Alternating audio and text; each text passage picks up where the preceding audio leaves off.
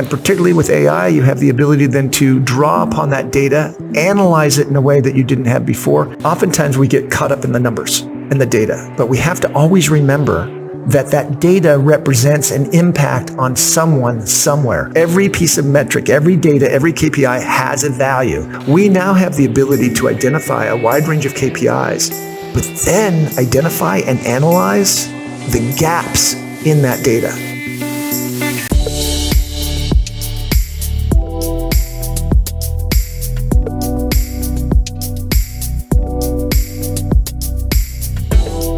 I'm Richard Bliss. I'm the CEO of Bliss Point, a company that works primarily with legal in-house counsel, organizations that are looking to use their online presence. And so oftentimes we draw upon data to help make that decision. And so as the CEO of the company, I help organizations understand, leaders, how to take advantage of their services, particularly when it comes to online efforts.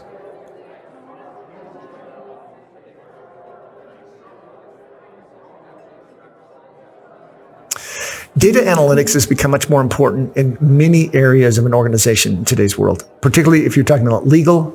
The data analytics now allows you to analyze information that you didn't used to have access to. You're able to track different transactions. And particularly with AI, you have the ability then to draw upon that data, analyze it in a way that you didn't have before, and then use that to make business decisions far beyond what would have normally been possible. I see this in sales. I see this in executive decision making. I see this in legal departments. I see this in marketing, that the data analytics is now uncovering secrets that were inaccessible to teams in the past.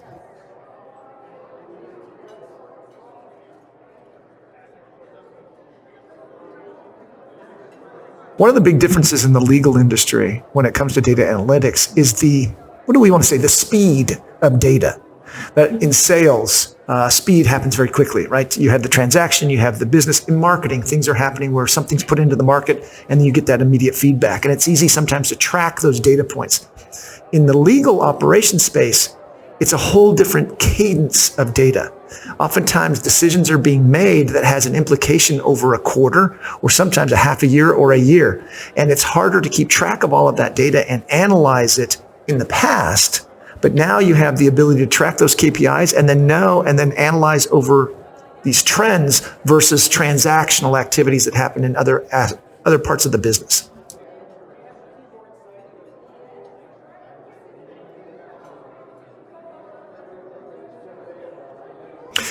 What's been interesting is that because now data is so readily available, it's cheap to store your data. That's made a major impact. I mean, we remember when data storage was a major impediment because of the cost. Well, that has almost gone away. It's almost at zero, the ability to store data on a regular basis. So now you have so much more data. And so oftentimes you'll find your CIO, your chief information officer, is involved with all aspects of the data within an organization. And what's also interesting is that almost every business of every size and every market has become a digital business. They are data driven, which means now your sales leadership is interested in the data at a level that it didn't have before. But oftentimes that CIO, that chief information officer, who's responsible not just for the technology, but for the use of that data in helping the business move forward, they can become an ally because they're already thinking of how to use data analytics in other aspects of the business. And so when the legal operations comes and says, hey, we have this data, we want to start using it for data analytics, can you help? Oftentimes you'll discover they have the tools in place or are thinking of putting tools in place, and you have now given them one more justification for their agenda to be able to adopt those tools, because now it's not just a sales tool, or it's not just a marketing tool, or it's not just a business tool. It becomes part of the entire organization, with legal operations being the key fundamental underlying principle of how that gets implemented.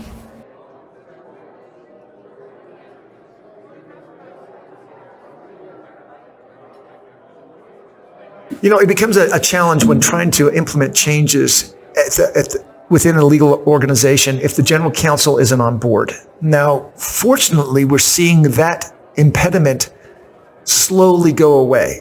Oftentimes that's due to certain demographics. It might be the experience of the general counsel. It might be their background. But sometimes it's just familiarity on their part with not understanding the advantage of that data analytics can do. And so what you're able to do, now this moves slightly more into the human element of the data. And that is a general counsel will be moved by facts, figures, and results.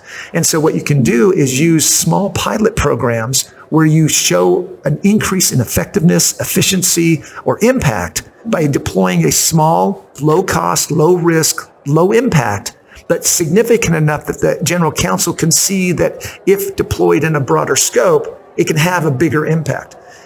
That means sometimes that the team has to take a little bit of their own initiative to step out, not a risk, but a little bit outside the norm to maybe find an ally within the organization and say, hey, we'd like to do a test project. Can we use some of your resources possibly to do that?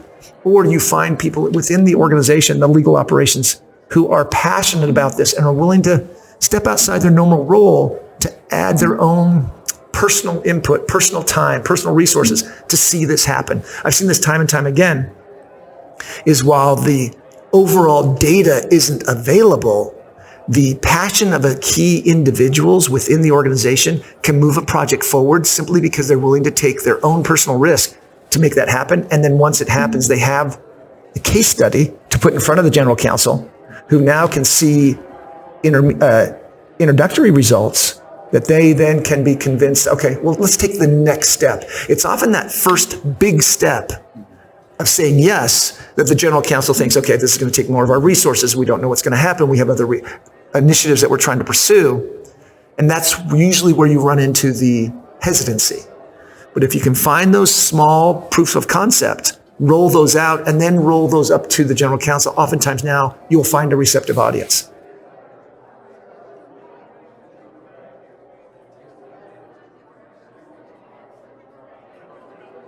Sure. A couple of stories would be, oftentimes one of the biggest challenges with delivering data is you don't have all the data, and you have to make decisions based on a limited amount of that data. And that's tough for a lot of organizations, particularly the legal department that is a bit risk adverse, right? That's their whole role. And so if you have incomplete data, it can become difficult to make that decision. And so in my capacity, I've worked with a lot of executives, helping them overcome that initial hesitancy.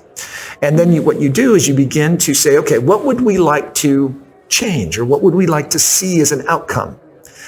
Now, it might be anecdotal. You might not have enough data, but what you're able to do is start to put into place. For example, as I work with executives, one of the roles an executive has is, okay, they want to be a thought leader. They want to have more influence in their industry. And recently was working with a general counsel where that was their goal. Their organization, the marketing team was doing what marketing was doing, sales was doing what sales was doing, but the GC felt that in their capacity, they had the ability to be a bigger influence. Now, it happened to be a vendor in the legal industry, but through her actions, she was able to use her online presence to start tracking who's paying attention to her content, who's listening to her, who's engaging with her. In this case, it was LinkedIn. Who's engaging with her profile? Was she attracting an audience of prospective clients, customers, partners, and vendors? And we were able to do this by increasing the effectiveness of what she was doing online, tracking that data, and then delivering that data to the marketing team and to the sales team saying, hey, the general counsel's activities are actually driving awareness within other industries and customers that we normally would have never reached. And by tracking that data, we were able to show those specific outcomes. Even though the GC wasn't part of the sales team, they were having an impact on the underlying business because of their activities.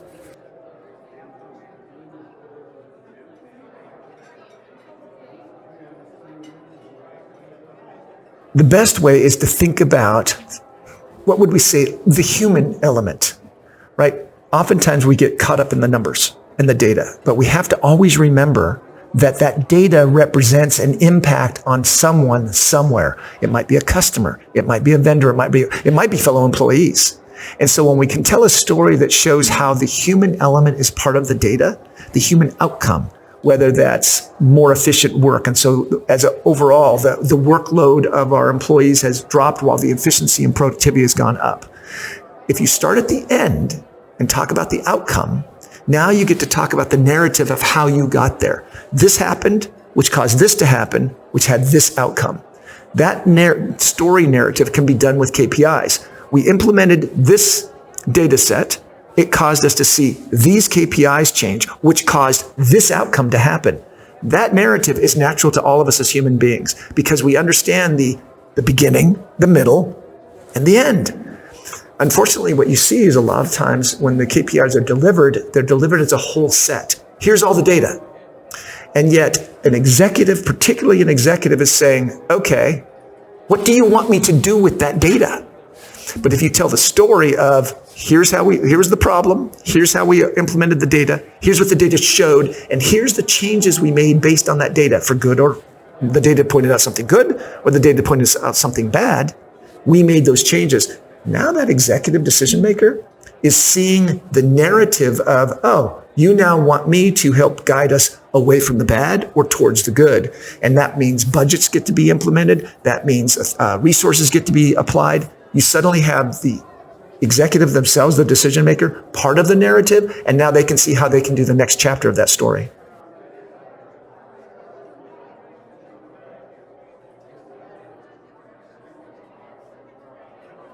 One of the ways that the data-driven insights can have an impact on the executive decision-making is, particularly now, we have an unprecedented opportunity for data analytics and KPIs because of generative AI. We now have the ability to identify a wide range of KPIs, but then identify and analyze the gaps in that data, the gaps in our KPIs. Did we miss something? Now, that's not natural for a human being to be able to identify what's not there, right? It's that old game where you have a bunch of things on a plate. Somebody leaves the room, comes back, and they've moved one thing. You got to figure out what it is. We're not good at that, but AI is. And that means decision makers today can have the ability for the data analytics. Let me give you an example. I'm not going to mention the companies because it was set in confidentiality. But one company used the data from a K10, 10K to K10 filing, a public filing, and they submitted it to a generative AI tool and asked the generative AI tool to identify the gaps of the listing, the public document, and how it impacted their business. Now, they didn't really compete, but there was some overlying competition. The data analytics showed that the company, the competitor, lacked any communication about moving into the space of the person who was querying, which told them that an opportunity had opened itself up for an expansion of their core services because one of their bigger competitors appeared to be moving away from that. That came from data analytics within the filings of the public documents. And that was only possible, really, because of generative AI's ability to analyze the data and then return it not just with, here's everything, but here's what's not there, which is something, again, that humans generally aren't really good at. But the generative AI would provide that data so that that company was now able to make a major push into an area where before they'd have anticipated that they would have run up against a much bigger competitor. But the data said that that competitor was moving away and they were in a position to take advantage of it.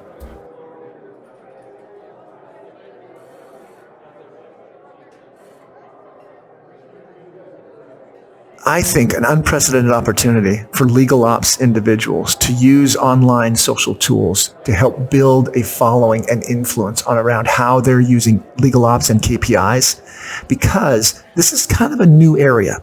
The legal ops is kind of new, and then the use of KPIs and data analytics is emerging. And so what that means is there's a huge body of people out there who are trying to figure this out. Right? They're trying to figure out all the moving pieces are coming together. Technology is changing so fast. The transformation of the legal ops team is rapidly happening. And so that means there's a lot of people looking for help. As a legal ops professional, you're in a position today, right now, to wield unprecedented influence in a space that's emerging. This space is looking for leaders. And I don't mean leaders who are standing up, waving a flag and charge the hill.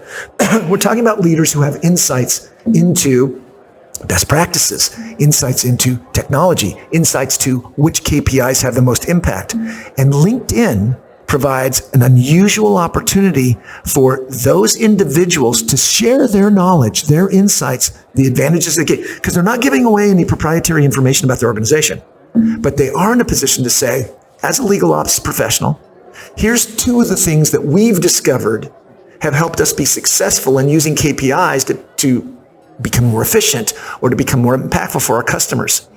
Now, here's one thing about lawyers. They don't want to be first, but they don't want to be last. And so once you start showing leadership in that space by sharing information and insights you've gained on LinkedIn, they're all there. Everybody's on LinkedIn. You will start to pick up a following of people paying attention to you. And now, as you share more information, there'll be a tendency for the community to start to coalesce around these ideas. And now other people will say, well, here's what we've learned. And now suddenly through your regular engagement with this audience, you as an individual in the legal ops team suddenly become well known so that people say, oh yeah, I follow you on LinkedIn all the time. I love the information. I've been able to adopt it within my own organization. In the past, that really wasn't possible. You'd have to come to a conference and listen to a speaker. You'd have to meet people in a networking event. But now LinkedIn is the massive networking event. You have the ability to go participate in other people's conversations, but also drive your own conversations, again, around these specific KPIs and analytics, how you took advantage of it. Because everybody's trying to learn it. And one person has uncovered something. They share it on LinkedIn. You comment on it. Now that post and that content gets put to your network. And now through what I call the halo effect, you're associated with that idea that came from someone else. Not that you're stealing the idea, but you're adding to the conversation and the body of work.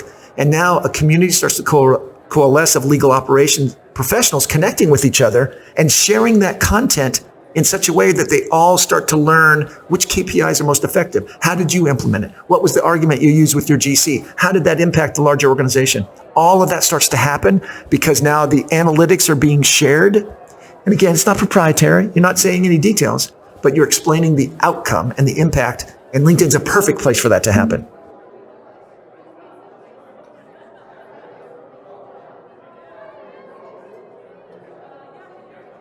A couple of ways that you can be more involved. Let's talk on LinkedIn. On LinkedIn is you have the ability to have groups. Now, groups struggle on, I have to admit, groups struggle on LinkedIn a little bit because oftentimes it's more of a just people putting content out there. And if you put content into a group, it doesn't spill over into your normal feed.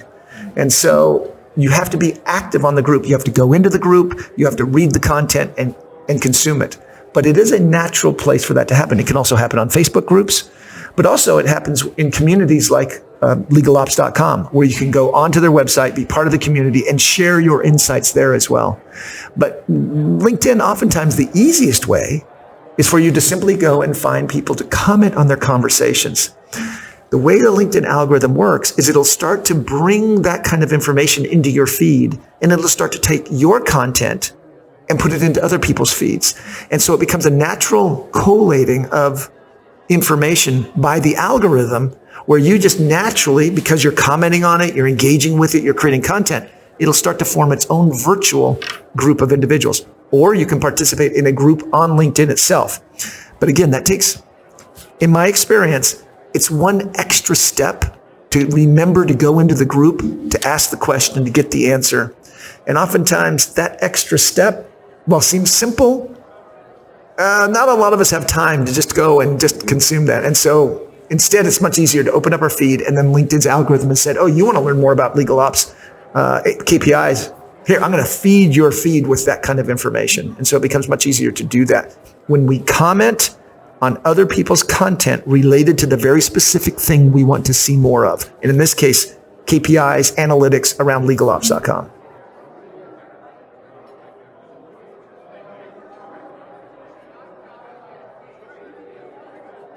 When it comes to metrics on LinkedIn, there's not a whole lot of data that you're able to pull from that. But a couple of things, how I use data analytics is interesting because oftentimes I hear people refer to it as vanity metrics. And I'm like, no, there's no such thing as vanity metrics. Every piece of metric, every data, every KPI has a value. You just might not know what it is. So it's a 3-step process for me. The first thing is the LinkedIn algorithm is going to naturally prevent your content from being seen by a wider audience. I'm going to repeat that. The algorithm is going to naturally prevent your content from being seen by a wider audience, which means that just by putting content out there, quality content doesn't work. The algorithm's like, nope, we're not going to evaluate your content. What we're going to do is determine if your content starts a conversation. So they're going to track comments. If you get enough comments, 10's the magic number, it's going to show it to a wider audience. Now that's going to be called impressions. That's oftentimes what you hear as a vanity metric. What does that mean? It means 1,000 people saw it. Don't stop there though. If you just stop there, then it does become a vanity metric. But the next thing you're going to ask yourself is, of those 1,000 people, did it cause more people to look at my LinkedIn profile? Now, why is that important KPI?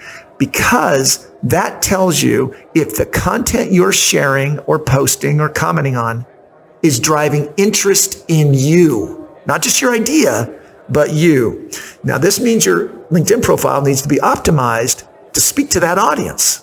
If you're talking about KPIs and legal ops and all of this, make sure that's the content they're going to see when they come to your profile. So now that's the second metric. How many people came and looked at my profile, usually over a 90-day window, and we like to see that going up. But don't stop there, because that's still just a bit of a vanity metric. The last one is, and this is why I encourage people to use LinkedIn Premium, who is visiting my profile? So we start with the high number, how many people saw it? Of that, how many people came and checked out my profile because they found it interesting? And of that, how many of those people are high contact, high value, high profile people that I want paying attention? Am I just getting random people from all over the world who have no reason to do that? But no, that's not working. But if I'm getting people in my industry who I either follow or respect or want to have influence with, now I know I'm getting my right message to the right audience in the right way. Those three KPIs all go together.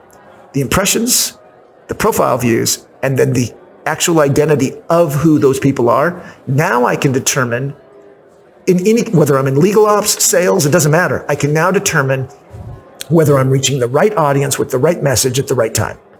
And what doesn't matter your role. But that's one of the key, those three together. You can't pull them out. You can't isolate them together. Because if nobody's seeing your content, then probably nobody's paying attention to your profile, which means you're not attracting your, right? It all breaks down unless all three of those are together.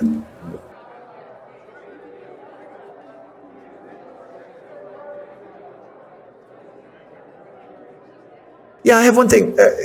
In closing, when it comes to data analytics, oftentimes we wait to have all the data.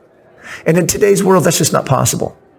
But the data is important. I asked the CIO of a very large entertainment company, if they could come back in life, what would they come back as? And they said that they would come back as a data scientist. And I found that surprising. And I asked them why. And she said, because data unlocks the secrets to life. And I found that fascinating. Today, we have access to more data than ever in the entire existence of the human race. And we now have tools that are giving us access to that data. But that also means sometimes we have to make decisions based on incomplete data. So as we become proficient in analyzing and understanding data, we also become proficient at understanding, analyzing probability and risk. And when you put the two of those together, you can now start to make decisions even if you don't have the data, but knowing that as you become more proficient, you'll have more and more data to make better and better informed decisions. But you need to make decisions even if that data is incomplete.